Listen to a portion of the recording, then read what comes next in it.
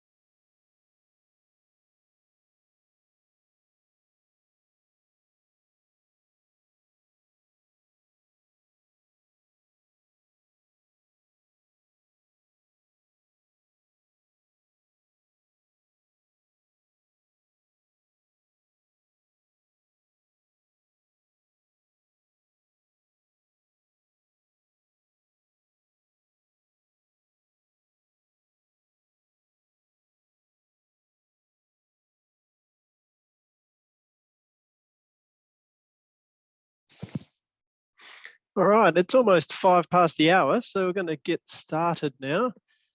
My name is Brad Loftus. As I mentioned earlier, I'm a partner here, Director of RSM Australia in the Adelaide office, specialising in agribusiness.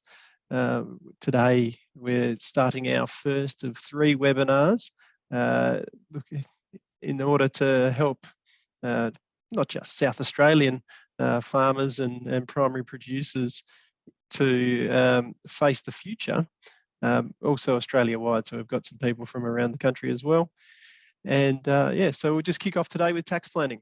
Today's, it's going to be an interesting year coming into 30 June. Some of the COVID relief stimulus items that the government has introduced, plus some an interesting season here. We are going to have some interesting decisions to make around what to do with equipment purchases, FMDs, some decisions to make. So I'll just start the presentation now. And if you've got any questions, do not hesitate to put a question in the chat box. As I mentioned, so yeah, we're talking about tax planning today, and just there's a few things, if a bit of inaction is actually going to catch a few people out. So we just want to make sure we're talking about these issues up front, highlighting what are the key concerns and what actions need to be taken or not taken. As I mentioned, I'm Brad Loftus, Director here in Adelaide for RSM Australia. So for those that are just joining us that aren't clients of the firm, I have not had a deep experience with us. We're actually coming up to our centenary since we formed the firm. We've got a very strong regional focus that started in the 1920s, where we had a fleet of cars and would make sure that we get out to our clients' farms, put the feet under the kitchen table and spend time talking about finance, tax affairs and just business challenges. So we've expanded from our West Australian roots across the country. We've got now 22 offices around the country in regional areas and are represented in most of our capital cities. All right, so this presentation is not designed to be a substitute for getting personalised tax planning advice or any type of financial advice. So obviously we just got our disclaimer up on the screen. If you've got any questions, we just recommend you reach out to one of our team so we can adjust this conversation specifically for your circumstance so you can make the best decisions possible. All right, so our agenda today, the big item that we're going to cover off on is the immediate asset write-off. This is the one that it's a big ticket item that the government's introduced post all the cash stimulus that they provided businesses that's going to run through for the next 14 months and it's going to affect businesses well into the future, and we'll talk about why. Obviously, we'll just touch on primary producer deductions that are always available and continue to be available, but maybe a little less relevant this year. There's some interesting opportunities with superannuation. So it's going to be important to check in with those before the end of the financial year. Especially we notice it's not until retirement is on the horizon that a lot of small business owners or business owners, including farmers, start thinking about their superannuation this year. If you've had a good year, could be a good chance to take advantage of some great opportunities. Always good. There's a lot of structural changes in the tax system at the moment, seeing how they might dovetail in with just a generational change on the farm or some estate planning. And so we'll just talk about structuring and how it might be a good opportunity for you to rejig coming into the end of the financial year, how you run your business or the legal entity that you operated in. And then finally, just wrapping all that up, what does all of this conversation points from today mean and what actions do we need to take? So just reiterating again, if you've got any questions, put your hand up, maybe enter a question in the chat box and we can attend to your questions. All right. More than happy to just address something or just let you know that one of your questions is going to be addressed shortly. All right, so one of the questions, and I think this is a good place to start, or one of the comments we get when it comes tax planning season is a lot of the things that businesses have done, especially primary producers over the last we have a couple of decades, is in that first year, you're really thinking about it. You might defer income to next year or bring forward expenses into the current year, and you get that one-off tax advantage in that first year. But then you've got the challenge of you're stuck doing that going forward. And so a lot of people talk to me about, well, I've just jumped on the treadmill and now I need to keep running. If I don't keep spending next year's expenses before 30 June or pushing back holding onto some grain or some stock and pushing that transaction into next year, it's all going to catch up with me. So that's, this is going to be a year where we might be able to reset some of those issues, and tax planning is going to become an important act. So now the big one, as I mentioned, is our immediate asset write-off. So just got a very high level summary here on what that means for most taxpayers. And then we're going to dig into the key questions you should be asking yourself and us, your accountant, in order to understand how this is going to impact you. This all comes about, there's been quite a few changes, which I'll go into the timeline shortly. But a lot of people don't realise that it wasn't just the initial coronavirus stimulus that was brought in March 2020, but it was also the October budget. The budget got delayed 6 months because of the pandemic response. It's the 100% claim for new asset purchases that is available for any assets purchased after budget night, which is quite a generous, well, at first blush, generous action by the government. But we will work through the complications of that shortly. the asset needs to be installed ready for use. So you can't just grab the invoice and hope for the best. So you need to take delivery and have that piece of equipment installed ready for use by 30 June of the year that you want to make the claim by. And that is not just this year, over the next 2 months, but for the following 12 months after that. There is no cost limit. The initial pandemic response had assets fully deductible up to a value of 150,000. That cap is now gone for pretty much all taxpayers. And it also includes second-hand items. So I know there's a very strong market for second-hand machinery in South Australia at the moment. Now, the big one, which we'll go into in a bit of depth today, is small business depreciation pools. So a lot of taxpayers have elected into that. It's a simple, faster way of getting your depreciation deductions.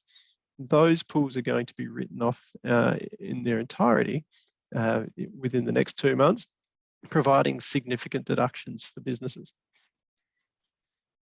So the key question, the first one you need to ask is, when did I buy the asset? And so this is only an excerpt of a complicated internal document that we've got, but I put it on the screen to demonstrate that the timing is critical. The key here will be in relation to budget night. So we're looking at the last column and the second to last column. You'll see there that up to the 6th of October, there was an immediate, this is a summary of the instant asset write-off or full expensing of the asset. There was that limit of 150 up to the 7:30 p.m. on the 6th of October. That was limited to 150,000. That was on new and second-hand goods, and it was for transactions entered into before that date, but installed ready for use before 30 June 2021. There is no threshold between that date and the end of next financial year. Again, you need to have the asset installed ready for use. Now, this excludes the considerations for SBE pooling, pardon me. So that's where you've got all your assets in a single pool, and historically you would have claimed 30% of that.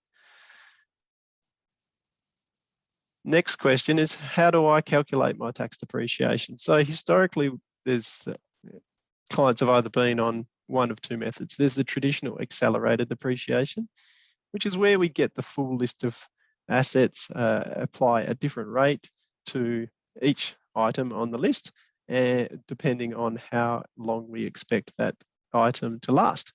The second is the pooling, which I mentioned earlier, and these are going to have two dramatic effects on your tax outcome for this financial year that we're coming to the end of now. So we'll start off with the traditional accelerated depreciation. So the key concepts are assets purchased under the thresholds we're just talking about. So up to the pandemic response, it was 30,000. Up until the October budget, it was 150,000. And for October 2020 through the end of financial year, it's the full expensing that I've explained. You can, if you're doing the traditional depreciation method, opt out on an asset by asset basis of the full expensing. We'll go into reasons why you might want to do that later on. So there is actually quite a bit of discretion, and you can get quite particular about and strategic about what depreciation you want to claim. So you've got a bit more control if you're doing it the traditional way.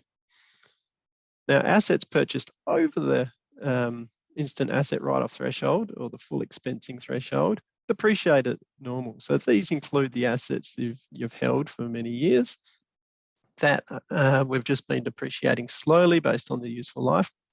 But there is always an asterisk because of the timeline of all these programs. There is also the backing business investment scheme that was in from the beginning of the pandemic response through to October, the budget night, where if you did spend over 150 in that 6-month window, you get 57.5% deduction up front, and then you just depreciate the balance as normal. So still an element to accelerate your depreciation there and get a deduction.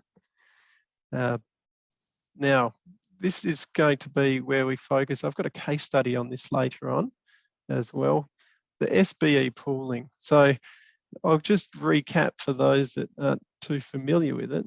The key concept here is this was introduced in about 2005 to simplify depreciation for small business, and it's just developed. Now it's available to businesses with turnover, so assessable income up to $10 million.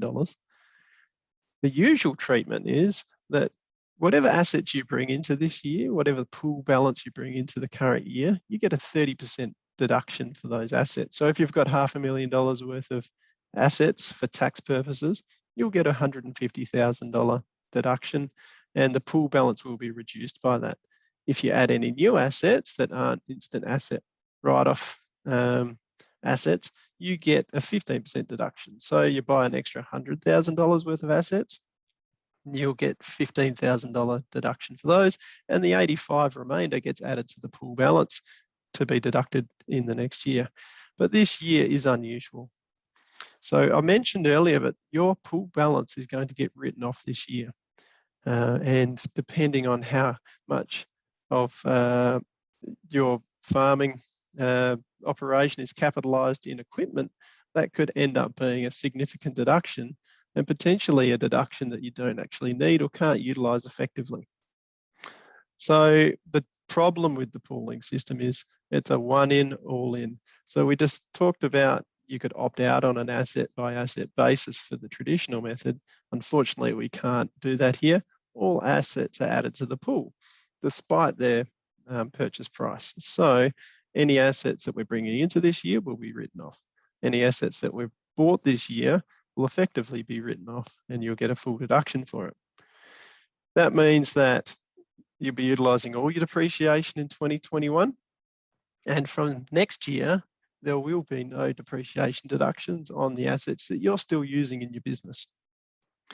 It also means that if you sell one of those assets, say you've got a significant piece of machinery like a header that you might be turning over for $350,000, that will be assessable income, and depending on the point in time when you sell it, you may have to pay tax on the full sale, or it could just reduce the depreciable value of the replacement asset that you purchase. So we're just going to run through a quick case study now. Now I've just thrown together some numbers here. So this is to demonstrate how, so this is assuming a normal year. So the usual scenario. You can see here that I've got the value of the assets that we've brought to this year. So I've put 4 years there for you and added new assets. So this is the 30%, 15% scenario that I was referring to earlier. So in this case, that depreciation in the 2020 year is 30% of the 950,000 plus 15% of the 180,000 gives you a depreciation amount for this year of $312,000. So we've got a pretty intensely capitalized business operation here. And then the beginning of the 2021 year is essentially the value of the assets that we had last year plus the new assets minus the depreciation. That's where we get the $18,000. We buy some new assets, we get the depreciation. You can see that's relatively stable. It is diminishing over time for this taxpayer, but the depreciation is relatively stable. Now, if we apply that to just some very high level profit and loss figures, you can see here this business is turning over around about $2 million a year.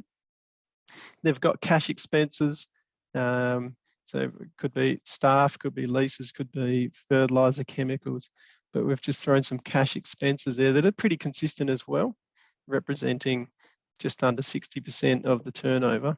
And you can see with the consistent depreciation over time, we've got a relationship that makes sense between our taxable profit and our income. So as the income goes up, so does the profit, and as it comes down, you can see that runs there. It is increasing over time because that depreciation deduction is reducing over time.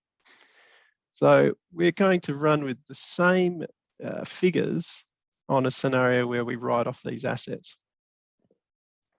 So the whole pool will be written off this year. So we've got the same purchases, but you can see that that depreciation deduction for the current year jumps up to $1 million. Running on those same P&L figures, you can see that we've actually pushed ourselves into a small loss this year. And that might be, say, trapped in a trust. It can't be offset against other income, or it could be pushing if we're working with partners in a partnership, we'll have partners who have a negative income for the year. They can't claim a deduction for any superannuation. But then what does that mean for next year? We've got a significantly reduced depreciation deduction. As we discussed earlier, the write-off continues for 12 more months after 30 June. So you will be writing off next year's purchases. That'll soften the blow a little bit. But then once the system resets in 2023, we're going to have taxable income that's pretty, it resembles the cash collected from any grain sales, stock sales, produce sales, and then any cash outflows for expenses. But what it doesn't take into account is the fact that if you've got finance that you're repaying, what we usually see is, especially if you're financing equipment, there's a pretty close relationship between the depreciation deduction and the finance repayments. But if you've you already enjoyed the benefit of your depreciation in 2021, and you've still got to finance your equipment loans, it could impact the farm cash flow for many years to come. So really what we're saying is this depreciation it's going to be a sugar hit that's going to have a negative effect. You are just taking your deductions from the future and enjoying them now. So it's going to need a bit of planning or discipline. So what to do to avoid a taxable loss or in 2021? So the key is, and this is why I've spent probably the most amount of time on this fact for this presentation today, is you need to quantify the impact of your depreciation deductions for this year. And you need to do it within the next couple of months because that's going to impact some pretty important decisions that you usually make at this time of year. So the timing of income. A lot of people at the top of this presentation, I talked about that one-off benefit of delaying income and bringing expenses forward. A lot of people are in the habit at this time of year of trying to push farm income into next year so they don't have to pay tax on it yet. If you've got a loss, it could be a good year just to realise that now. And or even if your income's lower than usual, you don't want to lose the benefit of lower tax rates in the family members involved. Delaying unnecessary expenditure. Usually there's a bit of a rush to buy chemicals or fertiliser around this, or fuel this time of year before 30 June to get it in. You may not need that deduction, and you can delay some of that expenditure and the tax benefit of spending that into a year when you might actually need it, when your depreciation is a bit lower. Maybe this is going to be an important one. There is a significant supply chain issue for equipment purchases. The prices of second-hand machinery, because of that, have increased. You may not actually need, if people are stressing out trying to buy equipment to get a tax deduction, you may not actually need that tax deduction this year. And so you may not need to rush that piece of equipment onto the farm before 30 June. Also, we see a lot of people that have stockpiled FMDs in good years over the last couple of decades. It's a great way to get funds, well, obviously manage your tax issue, your tax exposures, but then it does lock up some cash. And once if you hit the limits of what one person can hold in farm managed deposits, you've lost that benefit. This could be a year where you could continue to trade business as usual in relation to your income and expenses, but it could be a year to reduce your FMDs and give you the opportunity to put funds back into farm managed deposits in future. So the message there is it may be a good time to reset those strategies that you started years ago that you're locked into. Okay, so there's, I mentioned earlier, as we ran through the agenda, there's still benefits that are available to primary producers that remain available. So immediate deductions for water improvements, fodder storage, fencing, etc. Has been no cost limit on these, and will continue to as well, we understand it based on the government's current position that these will continue. So you may not need to rush these expenses in as a tax planning tool, save them for when you actually need them. Circling back around to farm management deposits, this could be the year that you release some farm managed deposits that have built up over the years. You can also potentially, it's not going to be universal that these depreciation deductions put you in an awkward position. You could actually use farm managed deposits to bring forward a delayed asset purchase. I mentioned earlier that you have supply chain issues, machinery that can't get into the country, or they're just too popular and you can't take delivery because you're too far down the waiting list.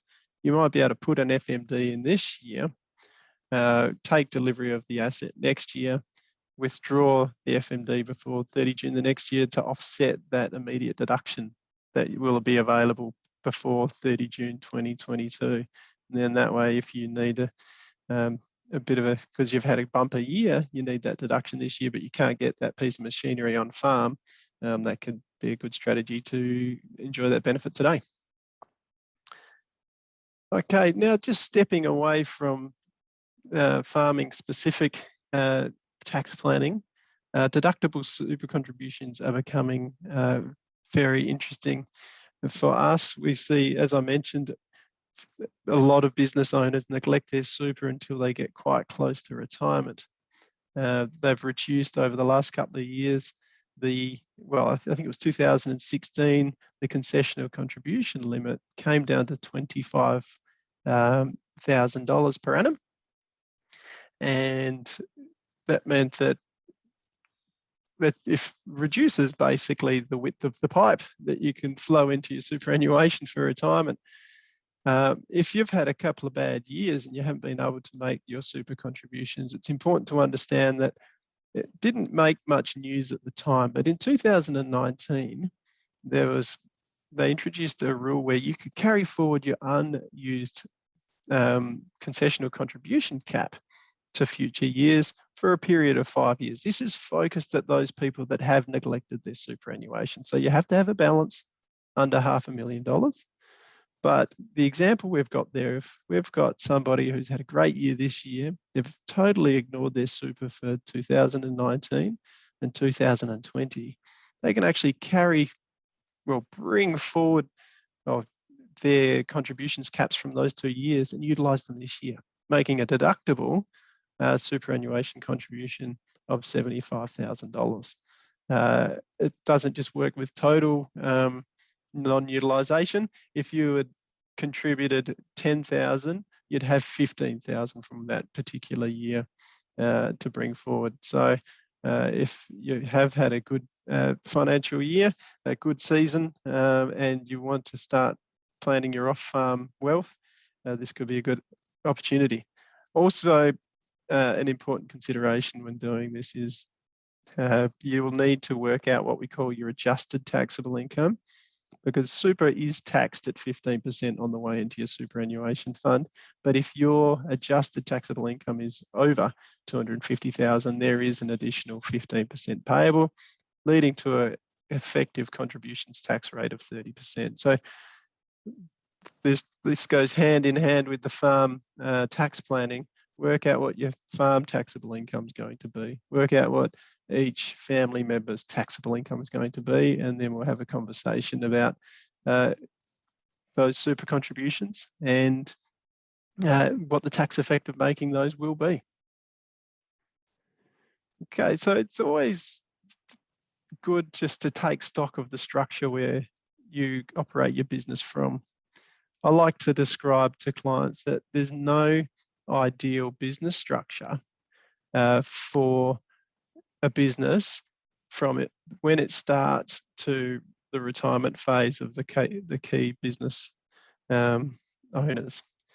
The business will grow change in size. It might shrink. The key stakeholders will also get older, so they'll want something in the inception of the business that's nice and cheap and easy to run.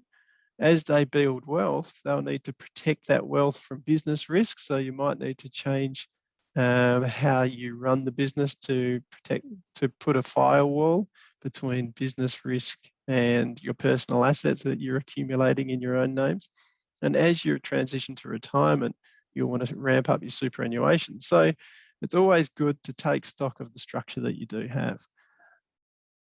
And it's an interesting time to take stock too. We don't have many in South Australia clients that operate their farms from companies. So this would just be for the operations, not the hard asset ownership. When I say hard assets, I'm referring to land.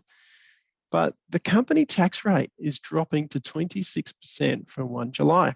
This is down from 30% several years ago. So it's now, it's moved incrementally, but it's now becoming a more attractive option to have your business operation in. The good other upside, as I mentioned, is asset protection. If something goes wrong on the farm or in your business being run by a company, it's only the business assets that will be at risk, not personal assets, on the assumption that the company and the directors are running efficiently and there's no breach of director duties. But the downside is there'll be restrictions on cash coming out of the company, but also restricted access to some of the simple primary production concessions, like the use of farm managed deposits, and averaging may be restricted as well, because companies can't put FMDs in, and obviously there's no averaging because the company's got a set tax rate. Discretionary trusts are also worthwhile considering, that you still get that same asset protection we were talking about with companies. They're great for succession planning. If you've got a trust in South Australia, there is, due to the rule of perpetuity, it can run indefinitely. It's a great way for control of assets, either land or the business, to just be passed down from generation to generation by just merely changing the control of the trust. Also, discretionary trusts are good for having a bit of fluidity about where the income goes and ensuring that you get an optimal tax result by splitting income between family members, and some of them don't have to be actively involved in the business or the farm. So, and then, as I said there, with primary production averaging, if you've got a bumper year, you can mitigate some of that with the averaging by getting the averaging offset. But on the flip side, you might be liable for complementary tax. So now we're just winding up here. So please, I invite you to ask any questions if you've got any. So the pressure points, the forward planning, this is where we're just wrapping up these ideas that we're talking about today. The key message from today is depreciation deductions. You need to understand the impact that they're going to have on your taxable income this year. So thinking questions that'll allow you to answer the questions like, do I need to stress about getting that piece of machinery on farm by 30 June? Next year, if you sell a piece of equipment, the sale proceeds from that equipment may be fully accessible to you. So usually what we have is you'll reduce the pool balance, which will reduce future deductions for depreciation. Or if you're using the traditional method, there's usually a strong relationship between the value that we're still carrying on the books for a piece of equipment and the sale price. And so selling something doesn't have a big impact on your tax cash flow. Well, it will going forward. Deferring the sale of grain or income to July 2021. That's usually what people are thinking this year. Sometimes it even clouds people's commercial thinking. They might turn down a good price today, so a good commercial decision today, just because they want to avoid tax. It may not be the best strategy going forward this year if you're going to have large depreciation deductions. You might want to have that income in this year absorb that extra deduction and not pay more tax next year when you don't have the depreciation to assist you. Reviewing FMDs, is this the year to unwind some of your FMDs that you've been carrying for many years? But also we had that example of where you might be able to use them to bring next year's deductions forward. Look, the message today is a tax loss may sound great, but we might be wasting tax-free thresholds. If you're able to split income via a family trust or the structure that you have amongst 4 people, you're getting 4 bites at the tax-free threshold. There's up to almost $100,000 of tax-free income that you can record this year, where if you do nothing and carry a tax loss into next year, you've thrown away that $100,000 tax-free. So planning is going to help there. You don't just let that one slip past. And yeah, so some of these tax planning strategies that we've been talking about today were started a generation ago. As I mentioned in that opening comment, people feel like they're on a treadmill. I deferred income last year, so I have to do it this year.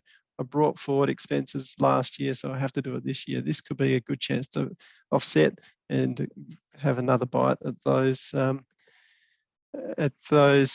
actions to give you a tax advantage. So I don't believe we've got any questions yet. Raise your hand with the button if you need to, but that is the quick snapshot that we wanted to provide today. Obviously, we could, some of these we can go into all kinds of scenarios and case studies. Key message is that a do nothing scenario might actually cost you in the medium term. I like the analogy of there being a sugar hit this year. You might think it's great that you're going to pay little tax or no tax. You get your PAYG instalments back when you lodge your tax returns. But I go back to that scenario where if you're got no depreciation come 2023 and you're still paying off a header at $120,000 a year, you're going to not get any tax benefit when you're paying out those funds. So if no questions pop up in the next 30 seconds, I might leave you to get back to your day. And then I thank you for joining us today. And yeah, we'll look forward to catching up with you next month, where we're looking at some of the cloud technologies that are available to farming businesses that are just challenging the market, and how we're seeing clients use them effectively. So thank you very much for your time. And if you've got any questions, you can call me at the office here in Adelaide. Thank you very much for your time.